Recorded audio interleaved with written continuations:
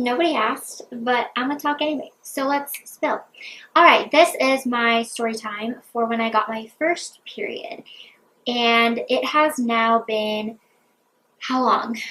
Today's the 7th. I remember I got it January 7th of whatever year it was when I was in the 8th grade. Yeah, it was January 7th. We got my dog January 10th, a different year, a few years before my first period. And I still remember it. I remember a lot of it, how I felt, what I was doing that day, whatever. And I do have the IUD now. I got the IUD when I was a senior in high school around the new year when I was 18 years old. And it's been my saving grace, my best friend. It's really helped to stabilize my mood because my periods were so bad. My mood was in a very plummeting state and it was just hard to function. I just was severely depressed and I was spiraling. So the IUD was so good to me, and it still is. But before all that, my period soon became, after the first, 10 days long, and I was a moody mess, so not very fun. But let's rewind and freeze. Let's go back to that day. So it's now been 14 years. I'm 28 and I got it when I was 14. I think I was a late bloomer. I think that's kind of late. My mom was 16 when she got hers. My sisters were around my age, if not younger, when they got theirs. But for me, I wanted my period. All my friends were getting theirs, and I just felt left out and all alone and just not feminine or like a woman, as cheesy and cliche as that sounds. So we moved a lot, and we had garage sales a lot when I was growing up. Those are two things that I remember that were very often occurrences with the McAllister family. So what happened was, I was just going around the stuff that we had on our driveway in our front yard, and then I'm like, did I just pee my pants? Because that's weird. I don't do that. And so I go inside and I check, and then I tell my mom, I'm like, Mom, there's like brown stuff in my pants. And my parents never had the talk. I never got sex ed from them. I didn't get the conversation about periods unless it was with my sister Haley. Ashley never talked about it with my other sister. My mom never told me anything until that day that I got my first period. I got no information from her. That's not to fault her. That's up to her and her parenting. My parenting technique, I will be a very open book with my children, and I need them to know certain things by certain ages so that things are not sprung on them, or they're caught off guard, or things are feeling awkward, whatever. I want to help them as much as I can.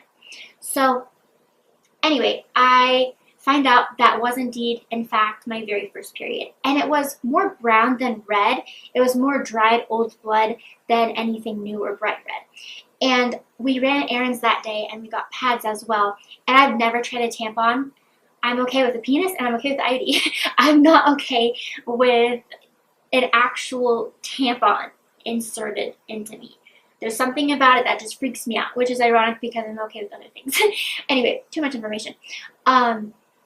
So anyway, yeah, that was basically my story. I happened at a garage sale, and I was like, is this supposed to hurt? And my mom said, no, it's not supposed to hurt the first time. And I was like, well, it kind of does. I swear I had cramps. I thought I was broken. But yeah, so that's my story.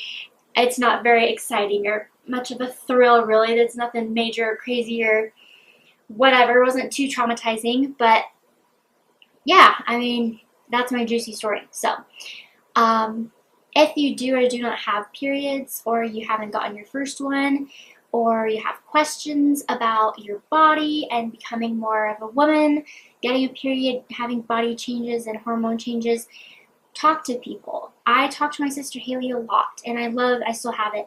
I love the Bath and Body Works. No, Bath and Body Works. What was it? Oh, like American Girl. I don't know why I said Bath and Body Works. I get Bath and Body Works and what's that place called? Bed Bath & Beyond mixed up, but now I'm getting that confused with the word American Girl. American Girl books are amazing, and there was like the body book for girls that I still have, that I'm going to save for my future daughter, or daughters, plural. And anyway, what I'm trying to say is go to a secure, safe place and make it your routine to learn about yourself and your body, and to know that it's okay to feel uncomfortable and awkward as you develop and change and grow. I mean, I'm still waiting for boobs, and I'm 28, so maybe when I have a baby that I'll then get boobs. But like, things like that, just not feeling so confident or comfortable in your own skin, that is very common. And I hope you have people to go to, or a source to go to, whenever you need it. So yes, that's what I wanted to say.